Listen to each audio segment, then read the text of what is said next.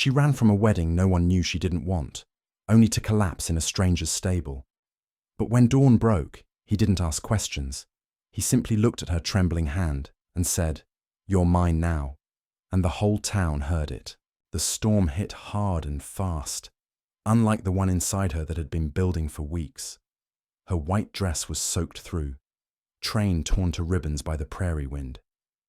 She gripped it in fistfuls, running without sense, without shoes, just breath and fury and the taste of her own fear in the back of her throat. Every step cut, burned, bled. But she didn't stop, not when the sky split open, not when lightning clawed at the hills behind her like something alive, not when the hem of her veil caught on a broken fence post and ripped free, sailing into the dark like a ghost she could finally leave behind. She didn't look back. Her name was Cora Lee Timmons, or at least it had been. No one ever asked if she wanted to be Mrs. Harris Murch. It was all sewn into the town's plans the minute they'd seen her walk beside him at church that spring. His cattle, her grace, his ambition, her face, and her father, whose debts stretched further than Harris's ranch did, had seen only one way out. She hadn't screamed at the altar, hadn't thrown the bouquet or broken the bottle she'd hidden under her skirt. She'd simply waited until Harris's mother leaned in to fasten the brooch at her throat, gold, old, unwanted, then bolted through the back of the chapel with nothing but instinct and thunder at her heels. It was nearly midnight when she stumbled through the low fence of the Dunley place. No lights were on. The barn sagged at the edges like it hadn't been touched in years. And yet, the door wasn't. Locked. She creaked it open, slipped inside, and collapsed into the hay, her body shaking from rain and shock. A chestnut mare stirred in the next stall but didn't protest. Somewhere, a cat mewed once, then disappeared. She curled into herself, dress filthy, one arm cradling her ribs where a bruise was already forming from the fall earlier. Not the first, bruise of the week. Cora didn't sleep. Not really. She hovered somewhere between prayer and terror, listening for hooves, voices, dogs. But nothing came, except the wind dying off, the roof ticking gently as it dried. It was barely dawn when he found her. She woke to the sound of boots. Slow, unhurried, but heavy, one foot dragging slightly behind the other. A limp, maybe. She bolted upright, fingers scrabbling for something, anything, to defend herself. But all she caught was a rusty bit of tack, and her breath caught in her throat. The man stopped short in the doorway. He wasn't young, mid-30s, maybe older. His beard was rough, his coat buttoned wrong, and his expression unreadable. But it was the scar on his neck she noticed first. Jagged, thick, the kind that changed a man's voice. When he finally spoke, it was low and cracked, like stone being rolled across stone. "You running from something, or just in the habit of trespassing in your sleep?" She couldn't answer. Her throat wouldn't work. He looked her over, not the way Harris did. Not like a man inventorying something he thought he owned. More like someone trying to decide if she was real. "That your dress?" he said. "Or did you lose a bet?" Her lip trembled, then curled. "Is this how you greet all your guests?" "I don't get many," he said simply. Then added, "Not the kind wearing lace." There was a long silence.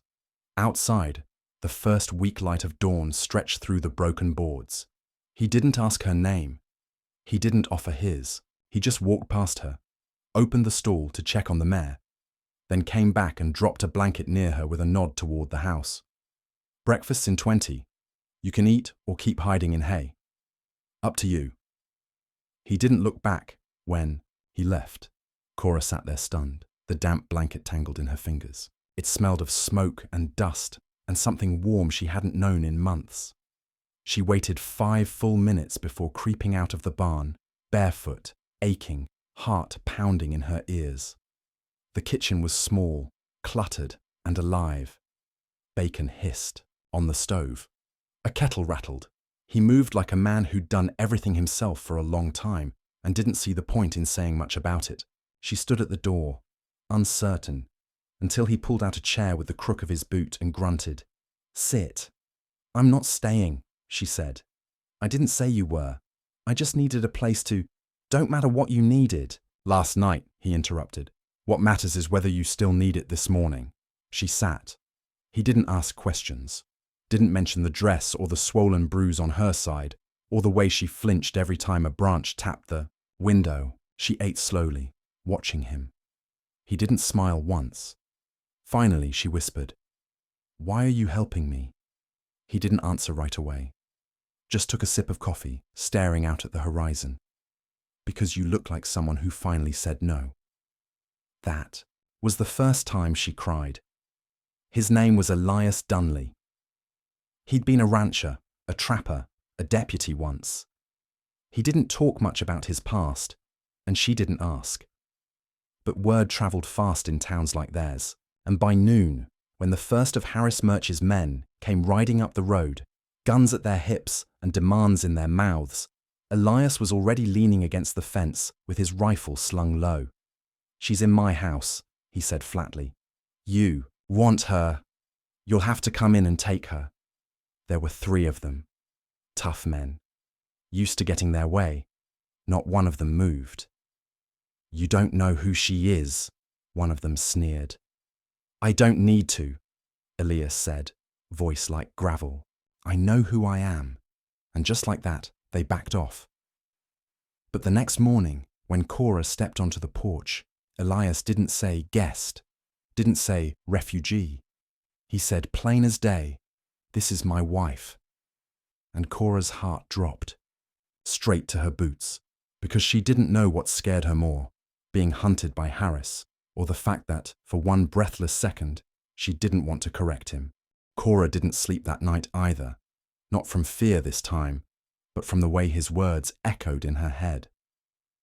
"This is my wife." They hadn't spoken of it afterward. Elias didn't so much as glance her way after the declaration.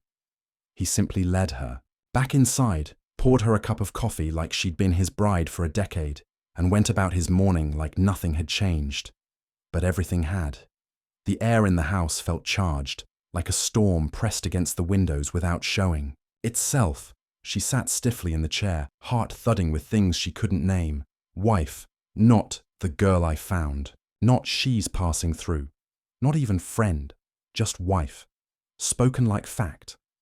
She pressed her palms flat on the table, grounding herself. Her hands still shook. What did that mean? Was it for show, to send the Murch men off with their tails tucked?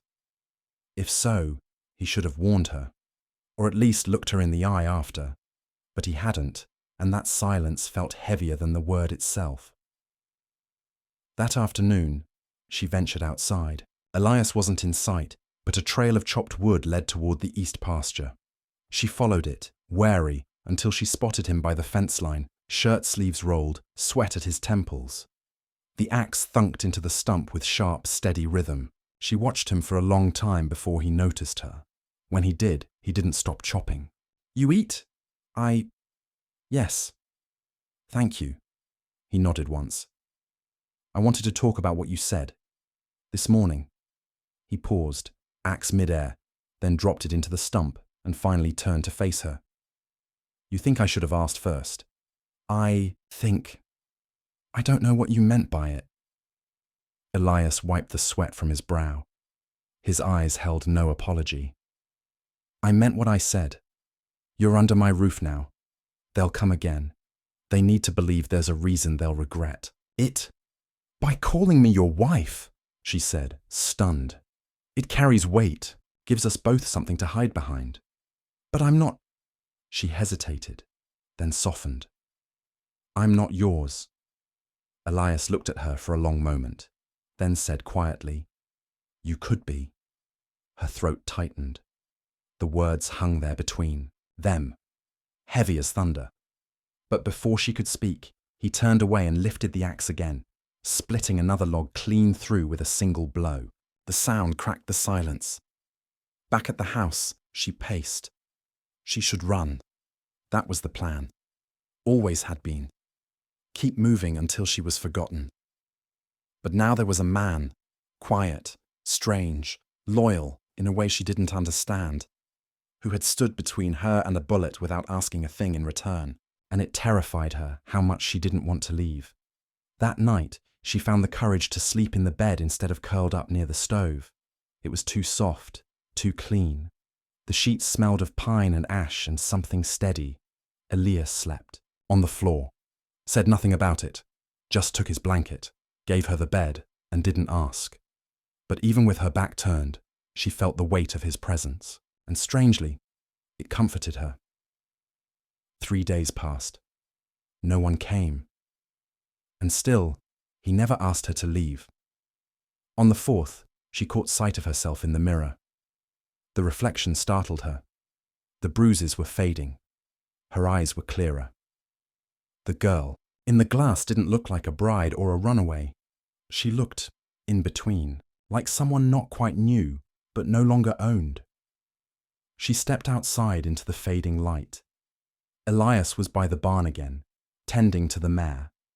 She moved beside him, unsure what to say. He didn't flinch at her presence, just handed her the brush and nodded toward the horse's flank. "She don't like strangers," he said.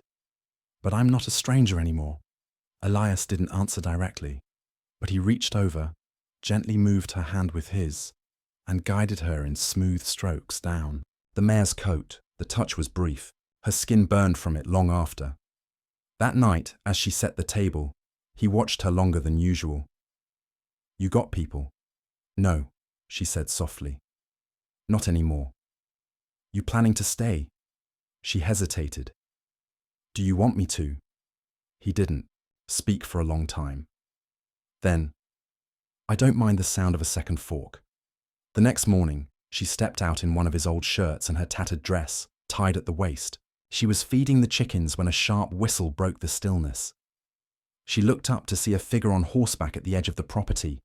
It wasn't Harris, but he carried Harris's colours, a green bandana, a smug mouth. He didn't cross. "The fence! Tell your husband," he called. "We just want to talk." Elias was there in seconds, rifle slung, eyes hard. "Talk fast," the man grinned. "Mr. Murch says he's got no problem with you, Dunley. Says you're welcome. To bring her back yourself. Collect the reward." Cora froze. Elias's voice cut through the air like steel. "She's not a thing to return. She stays." "She stole from him," the rider said. "A brooch. He wants it back." "She didn't take it," Elias said. "It was pinned on her throat by force." The man shrugged. "All the same, we'll be back. Maybe not so polite next time." And then he turned and rode off. Cora stood there, chest heaving. Elias didn't look at her. Later she found him out back, splitting more wood. She watched in silence. "You didn't ask about the brooch," she said finally. "I didn't need to." She moved closer. "What if I had taken something?" "I still wouldn't let them have you." The words hit her like a blow. She blinked hard, throat tight. "Why?" she asked. "Because no one should be hunted for wanting to be free." She swallowed. "You don't even know me. I know enough. I was supposed to be someone's prize, not a wife, not a partner, just something to show off." "You're not a prize," Elias said. "You're a fire." And for a moment, everything fell still between them. The next days were quiet, filled with small things: fence mending, chicken feed, shared meals. Elias never pressed, never touched, but always stayed close enough that she didn't feel alone. She almost forgot the fear. Almost. But then one night, she woke to the smell of smoke. Not from the stove. From the barn. She bolted upright, heart slamming. Flames licked the night sky, red and terrible. She ran barefoot, shouting his name. Elias was already there, shirtless, throwing buckets. The mare screamed in panic, trapped. Without thinking, Cora grabbed a blanket, soaked it in the trough, and ran straight into the fire. She heard Elias roar, her name, but didn't stop. She reached the mare, flung the blanket, undid the latch. Smoke clawed at her lungs. Fire bit at her hair. But the horse bolted free, and she stumbled, coughing, collapsing just as strong arms caught her. He carried her out, face wild with panic. Later, when the fire was out and her burns wrapped, he sat by her side on the porch. "You could have died," he said, voice raw. "So could you." He looked at her then, really looked. "I'm not letting you go," he whispered. "Not ever." And Cora, breathless, trembling, whispered back, "Then don't." The barn was a black skeleton by morning. Ash still floated in the air like a slow, silent snowfall, clinging to everything it touched. Fence posts, wagon wheels, the porch rail, where Elias sat with his face in his hands. Cora moved carefully, her hands bandaged, skin tight from the shallow burns. The blanket she'd run in had saved her life, but her arms still bore angry red marks. The silence between them stretched long that morning, but it wasn't the kind that hurt. It was the kind that wrapped around two people who'd already said what needed saying. She placed a tin cup of water beside him. He didn't look up.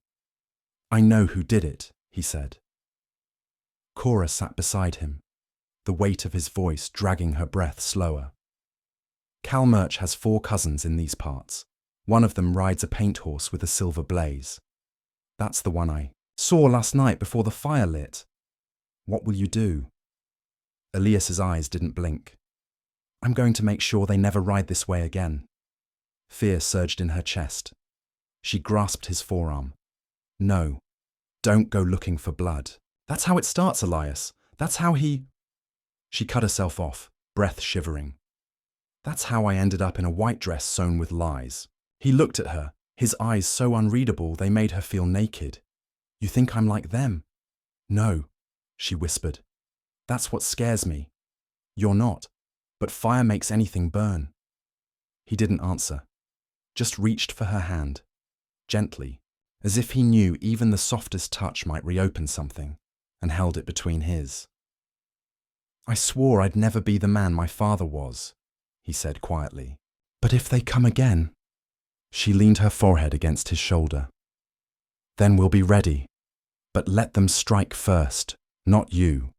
The next few days passed with a kind of anxious quiet, like the land itself was holding its breath. Elias rebuilt the fence, eyes constantly drifting to the hills. Cora helped where she could. Her arms ached, her legs trembled, but she worked beside him anyway, because each hammer swing, each nailed board, felt like a piece of her own rebuilding on. The 4th day, a letter arrived, not by post. There wasn't one that came this far, but stuffed into the mouth of their rain barrel like a snake waiting to strike. She spotted it first, and when she unrolled it, her blood ran cold. "Bring her back, or we burn the house next." No signature, just a smear of tobacco spit on the corner and a single initial, C. She showed it to Elias. He didn't speak, but that night he took out a rifle she'd never seen before. Blackwood, engraved initials, faded but still sharp. And beneath it, in the trunk at the foot of his bed, she saw a badge, not a deputy's, a bounty hunter's. Her lips parted. "You hunted men." "Once," he said, not turning. "For money? For justice?" Cora took a shaky step back. "What happened?" "I got tired of seeing justice only handed to those who could afford it. I walked away." He turned then, slowly. "But if they think they're going to drag you back by fire and threats, they picked the wrong man to push." Cora shook her head, fighting tears. "Don't become that man again." "I won't," he said. "But I will end this, one way or another." That night, they didn't sleep. Instead, they sat by the fire, the burned barn still smouldering, outside the window. Elias cleaned his rifle with the same care someone else might shell peas. Cora watched him and thought about the girl she was a month ago, the girl who would have run, who did run, from a life that felt like a coffin with lace trim. Now she sat beside a man who saw her not as a bride, not as a burden, but as his. And not in the way that chained, but in the way that shielded. The next morning, Elias saddled up. She followed him to the gate, hands trembling at her sides. "Where will you go?" she asked. "To find Cal Murch and make sure he understands the meaning of final warning." "You won't kill him." "No," he said. "But I'll scare the soul out of him." She reached up, touched his cheek. "Promise me you'll come back." He leaned into her palm for the briefest second. "I haven't got anywhere else to go." And then he was gone. Cora stood at the gate until the dust swallowed him. Hours passed. She kept herself busy, but her stomach refused food. Her hands dropped. Things. She tried to mend the hem of his shirt and sewed it crooked. The mare paced. The chickens were silent. By nightfall, she heard the distant echo of hoofbeats. She ran to the porch. A rider approached, but it wasn't Elias. It was the same man with the silver-blazed paint horse. And he wasn't alone. 3 others flanked him, their grins cut like blades. "Howdy, Miss Runaway," the leader called. "We heard your husband took a trip. Shame he didn't leave someone to guard the door." Cora's blood turned to ice. She stepped back into the house, locked the door, heart pounding. A fist hit the wood. "We just want the brooch, sweetheart. Hand it over and we'll leave you the house this time." Cora backed into the kitchen. No weapon, no time, no Elias. Then she remembered the old hunting knife in the flour bin. She sprinted, another crash at the door, then another. The hinges groaned. She clutched the knife, shaking, every breath a fight. And then, silence. No voices, no boots, just stillness, until a soft knock came. Not a crash, not a threat, just 3 gentle raps. She moved to the door, blade, ready, and called, "Who is it?" A voice, low, calm. "I'm not here to hurt you, ma'am, just passing through. Saw the men ride off. Thought I might check if you were all right." That wasn't one of them.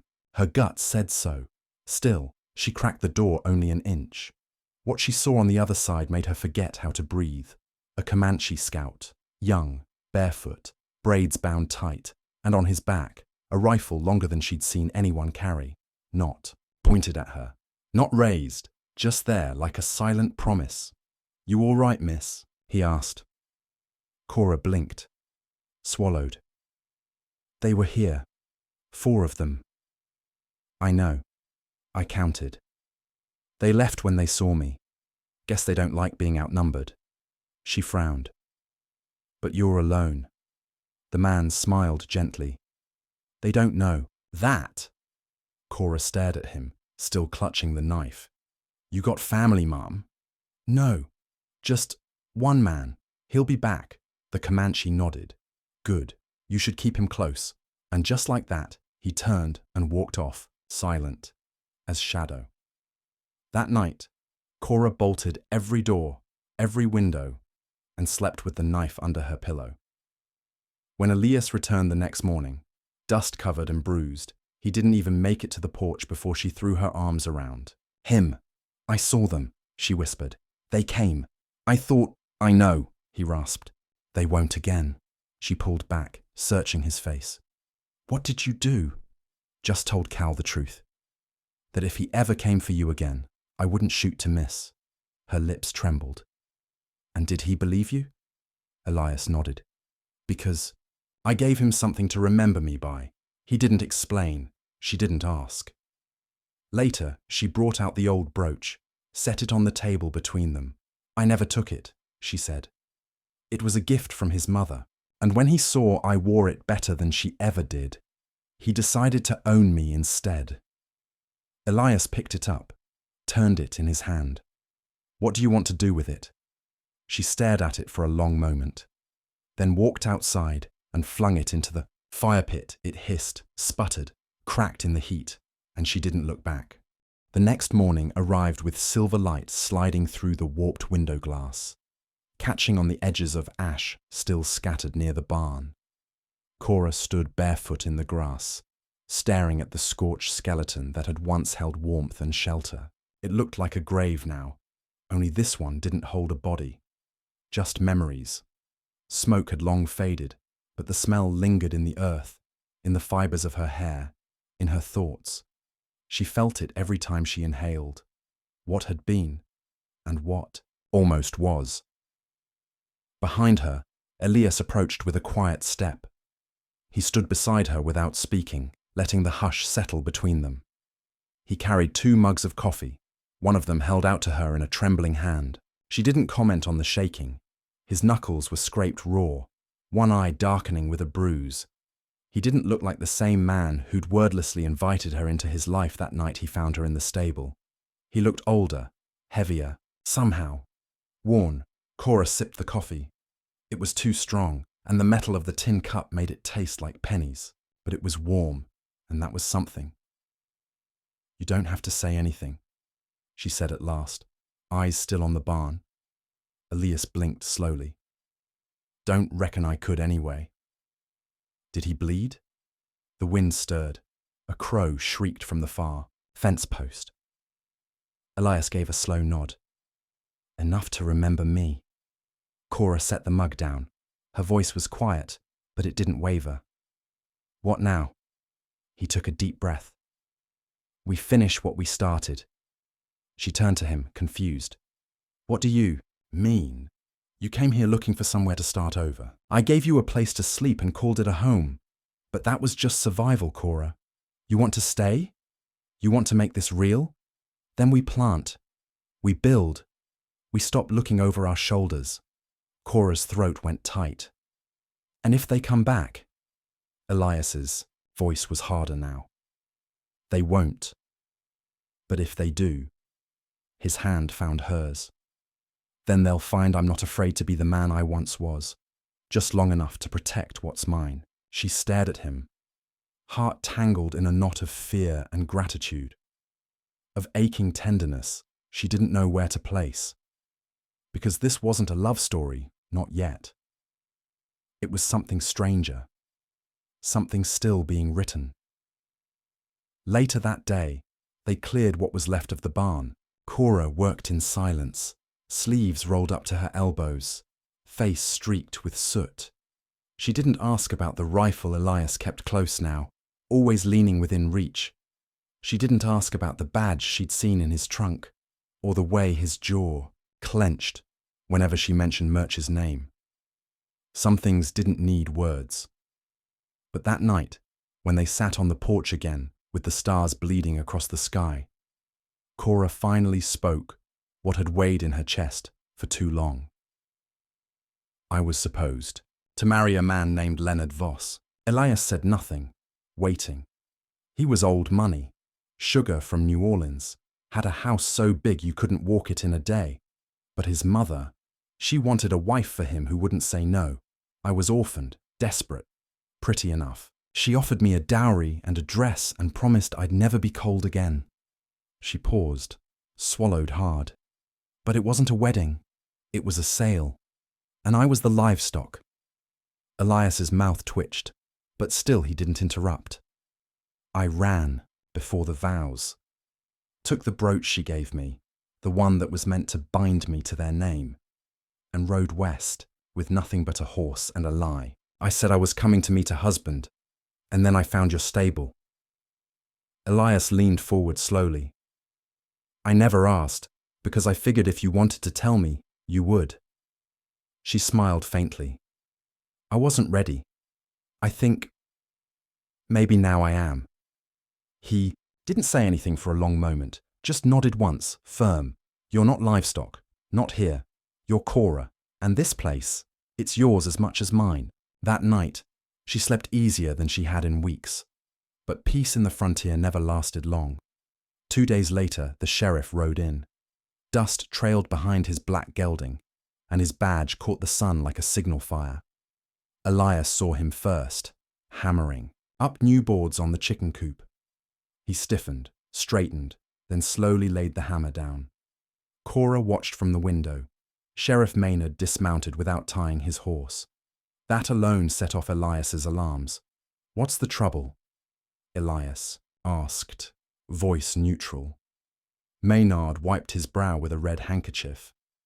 I got a telegram from Louisiana. Name on it matched the girl you've been keeping. Elias's shoulders squared. She's not being kept. She's staying. Maynard gave him a long look. The Voss family's offering a $1,000 reward for her return. Claims she stole from them something valuable, an heirloom. Elias didn't blink. They gave it to her as a wedding gift. They claim otherwise.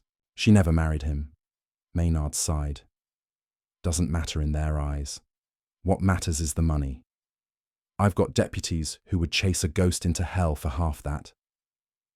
Elias stepped closer. You trying to say something, Maynard? I'm saying this. Keep her out of town. Out of sight. If someone sees her, it won't be long before someone tries to cash that reward. Elias's voice went low. Let them try. Maynard held his gaze for a beat too long, then mounted again. As he turned to leave, he called over his shoulder.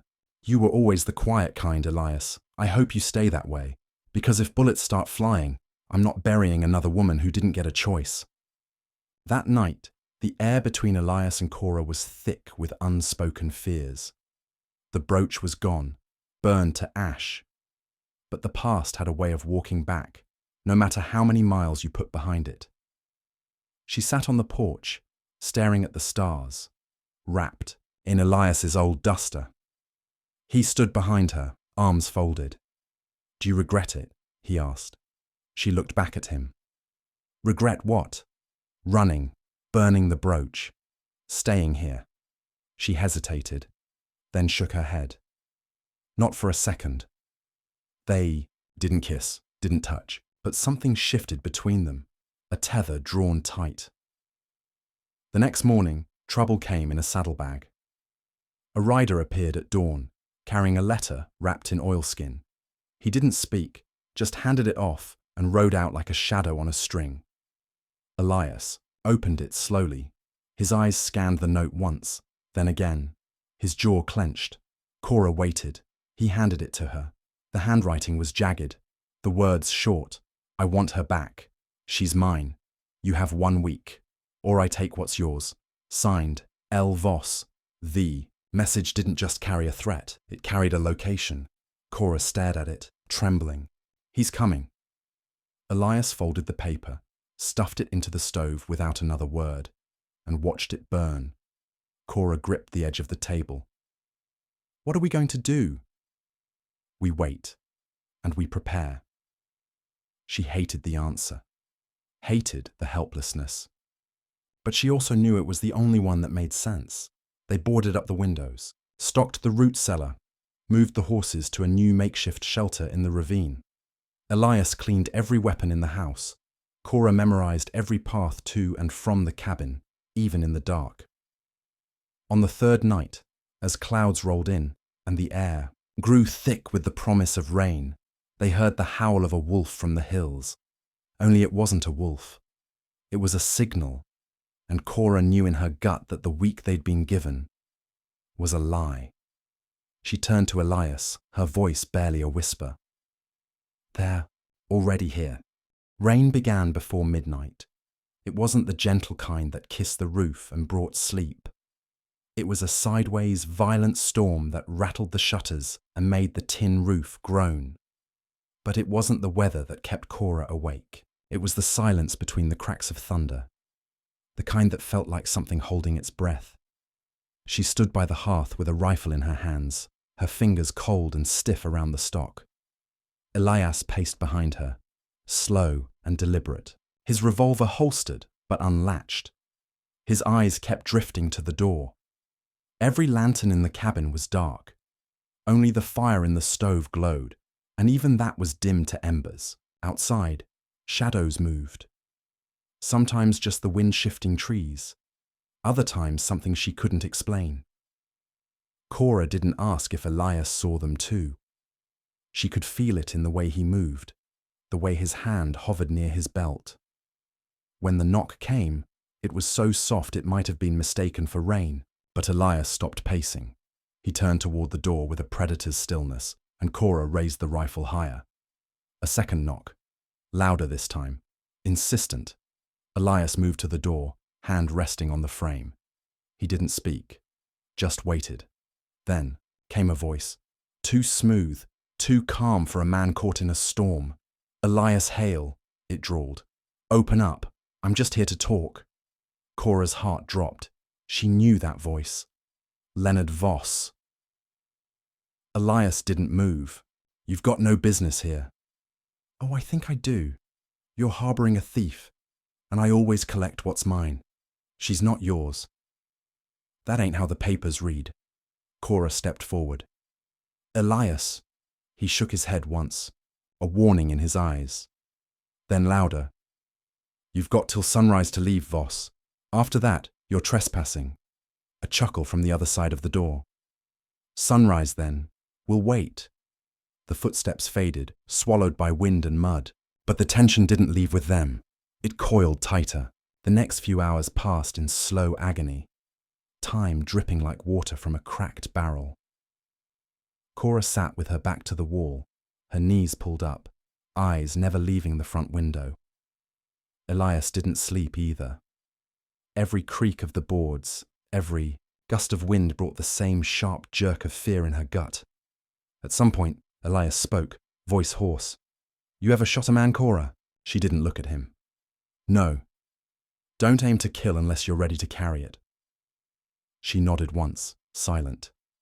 He didn't elaborate, just went back to watching the dark.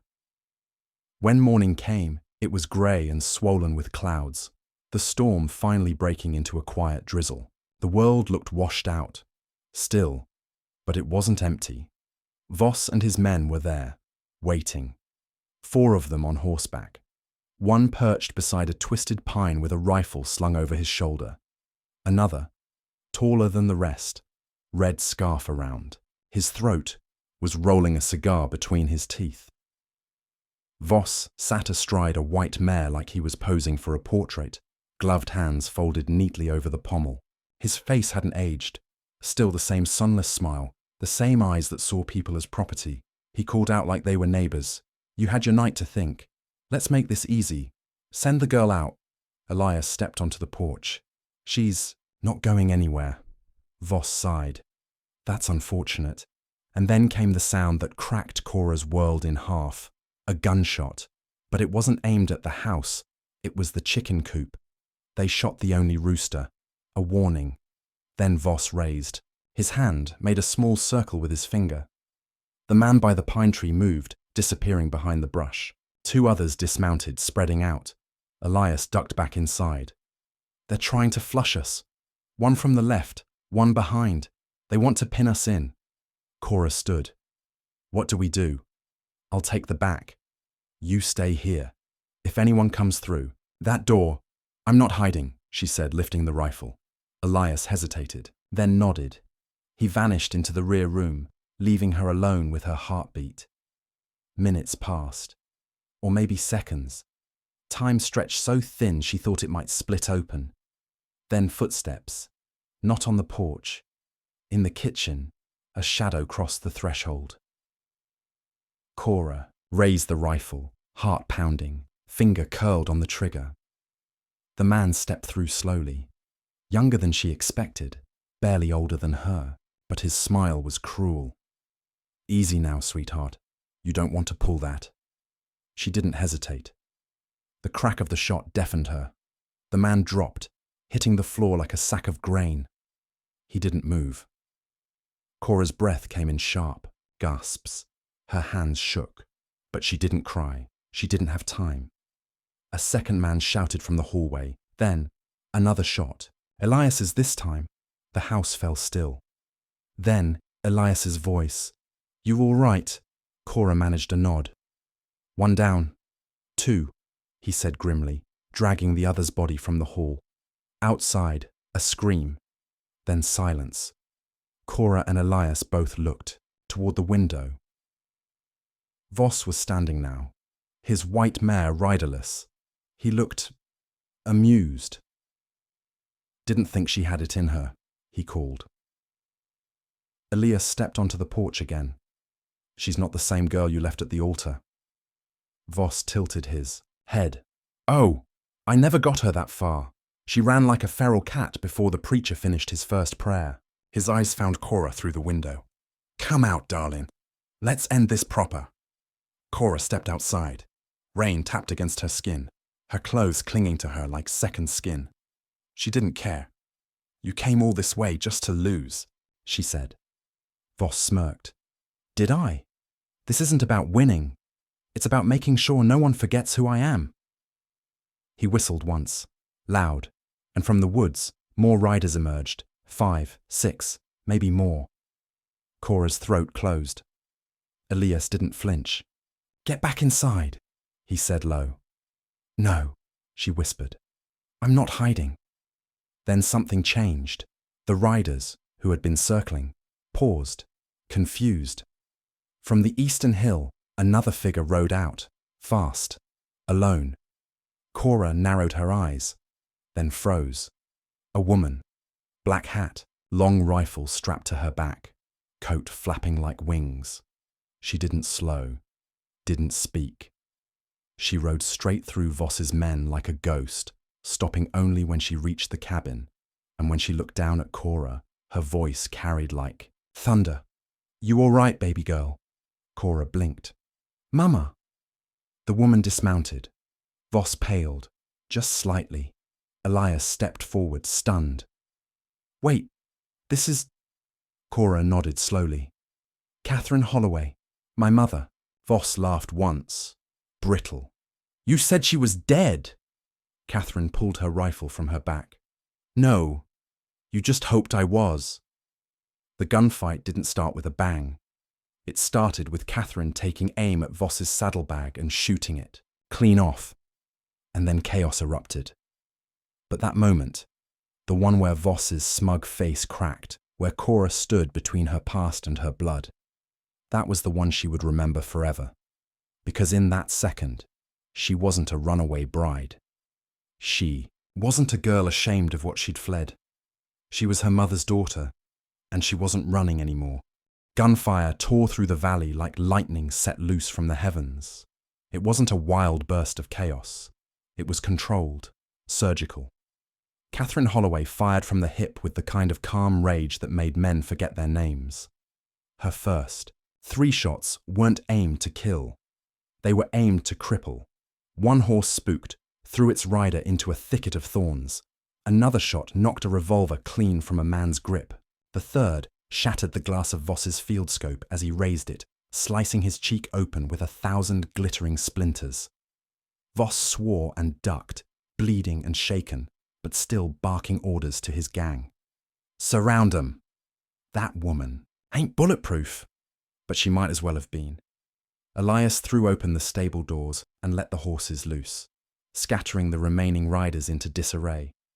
Then he and Catherine moved like they'd rehearsed it in another life.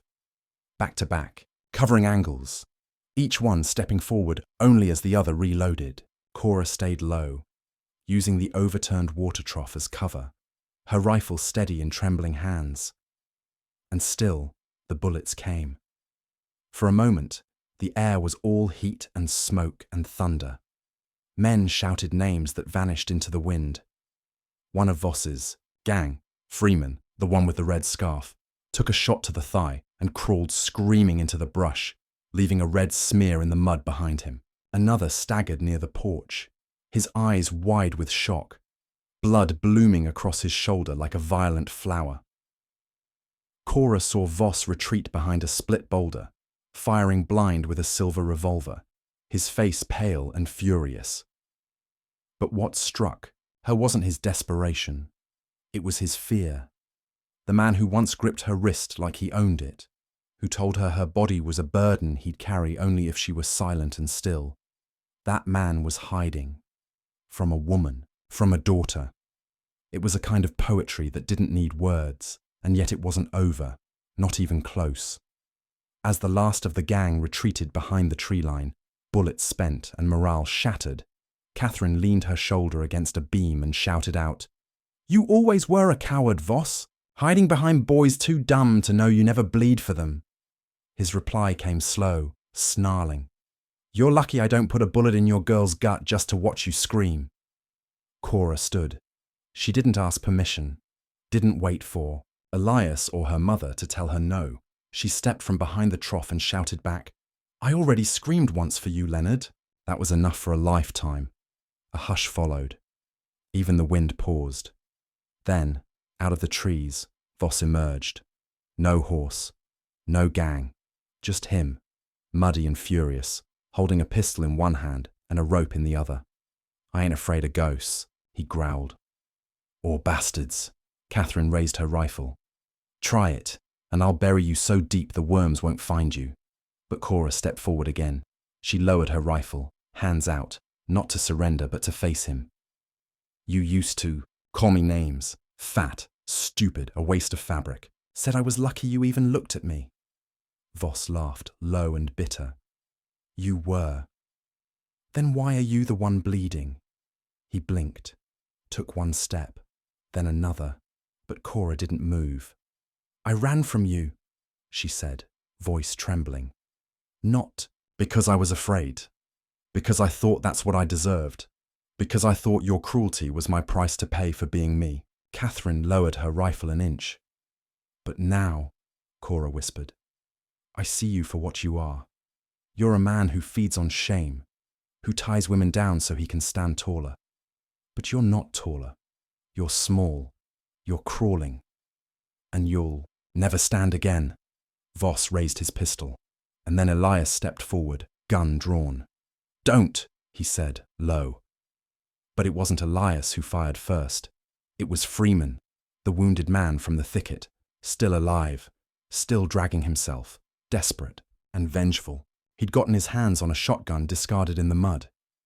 He fired from the ground. The blast missed Cora but struck Elias square in the side. The sound that tore from Catherine's throat was unholy. Elias dropped to one knee, blood gushing between his fingers. Cora screamed and dove toward him as Catherine wheeled, eyes flaming. She shot Freeman in the chest before he could reload. The man flopped backward, dead before he hit the earth. But Voss was already moving. Using the moment of chaos to flee, he turned and bolted for the woods. "Not again!" Catherine hissed.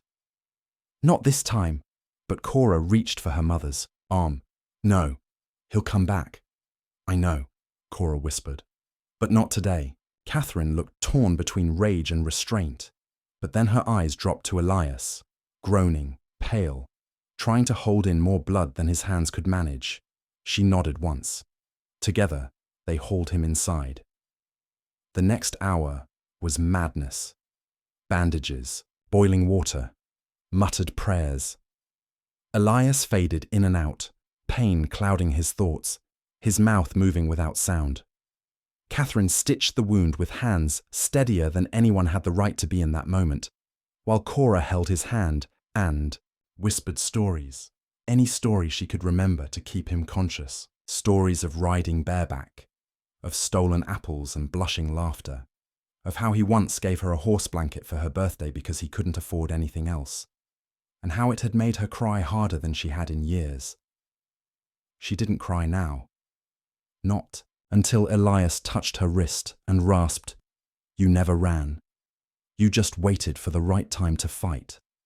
Then his hand went limp, and for one terrible moment, she thought she'd lost him.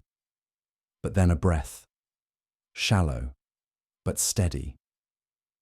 Catherine leaned back. "He'll live, if he stays off that leg." Knowing him, Cora whispered, "He won't." Outside, the rain began again, soft and rhythmic. For the first time in what felt like a year, silence didn't mean danger. It meant breath. Cora stood at the window, arms crossed, watching the clouds clear. She could see the trail Voss had taken, could see the prints fading into mud, the path winding toward nothing. "Will he come back?" she asked. Catherine stepped beside her. "Men like that always try." Cora nodded slowly. "Then let him try." She turned to her mother. "You never told me you were alive." Catherine's face tightened. "I thought it'd keep you safe." Cora's voice trembled. "It didn't." "I know." They stood together, two silhouettes framed by firelight and stormlight. Finally, Catherine said, "I heard stories about a girl who stopped a stagecoach single-handed, who took back her life. I didn't recognize you at first. I didn't recognize myself. They didn't embrace. Not yet. Too much time. Too many wounds. But Catherine placed a hand on Cora's shoulder and squeezed. That was enough, for now. They buried the dead before sundown, marked only by stones and silence. Cora walked the ridge alone after that. She didn't cry. She didn't need to. Her grief wasn't a weakness anymore. It was part of her spine, every ache a reminder of what she'd lived through. And then she saw it. A figure on horseback, far off, nearly beyond sight, watching. She didn't raise her rifle, didn't run. She stood tall, shoulders square. The figure watched a moment longer, then turned and vanished. Part of her knew it was Voss. Another part hoped it was just the wind playing tricks. But deep down, she knew the truth. He'd be back, and next time, she'd be ready. Not just with bullets, but with everything he could never break. Because she wasn't a bride anymore. She wasn't a runaway.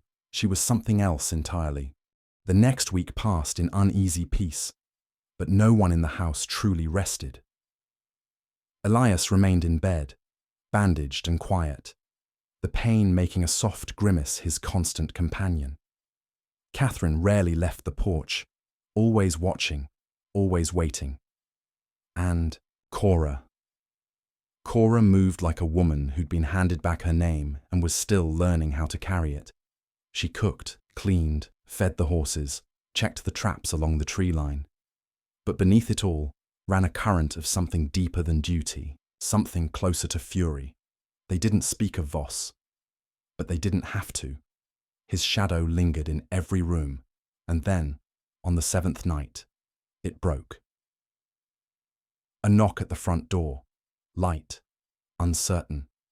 Elias stirred, wincing as Catherine reached for her rifle. Cora already had her hand on the door. She opened it slow, and standing on the porch, soaked in rain and nerves, was Miriam, the midwife who'd once told her she was too big for the saddle, too soft to be chased. But her eyes now were wide with guilt. "I heard," she whispered. Cora blinked. "Heard what?" "That you sent Voss running, that you're Mars the Holloway widow, and that you fought, stood up, protected folk." Cora folded her arms. "Took you long enough." Miriam looked down. "I was wrong. About you."